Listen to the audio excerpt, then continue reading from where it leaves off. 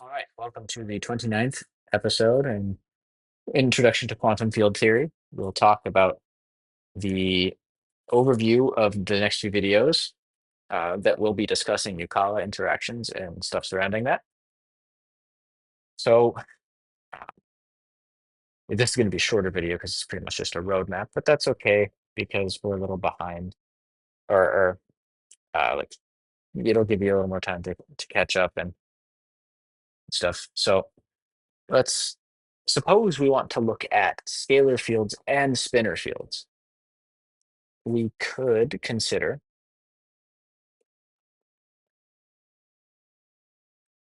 we could consider the a total field or a total Lagrangian, call this the total Lagrangian, where we have the Lagrangian for a scalar field and the Lagrangian for a spinor field, like so.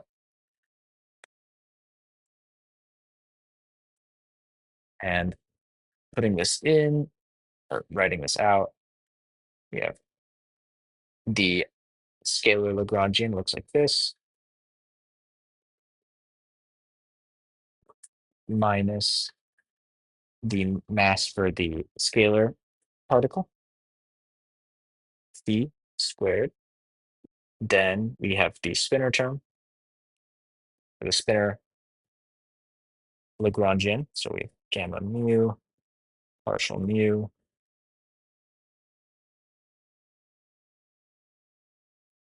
minus the mass for the spinor.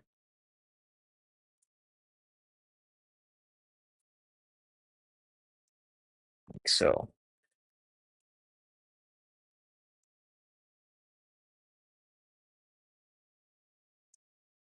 So we can consider this, and just to note here, the the uh, conjugate Dirac spinor is defined as the Hermitian conjugate times gamma naught.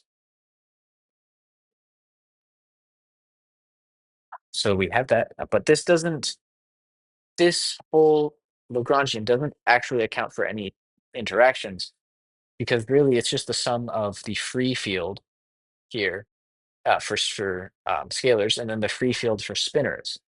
So this behaves independently of this. There's no interaction term. So we can introduce a new term.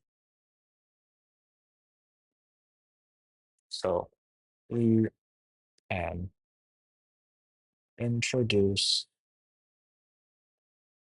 a new term. We call this still the total Lagrangian. And now it's the sum of the scalar Lagrangian and the spinor Lagrangian, density, of course, plus some g times now this new Lagrangian density. And then expanding this all out, we'll get that it's the exact same as before. We'll have this.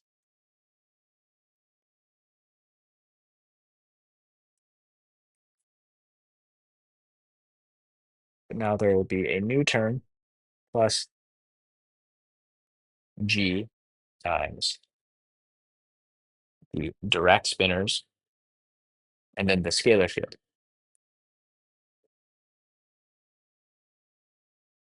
And this g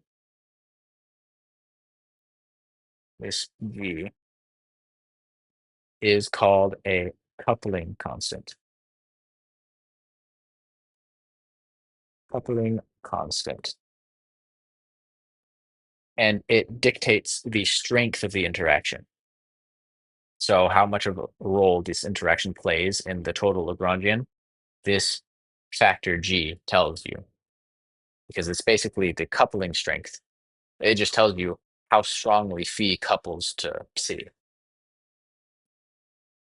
And this LYI is called the Yukawa interaction term.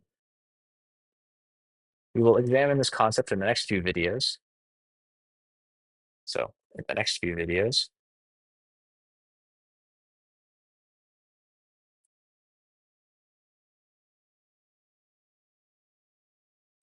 we will see how scalar fields interact or deal with the Yukawa interaction. Then we will take a look at the Dirac equation and its Green's function.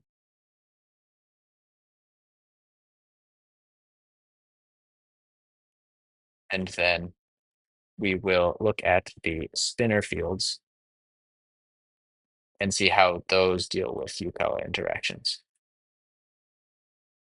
So again, like I said, this is just an overview, and in the next videos, we'll cover these topics.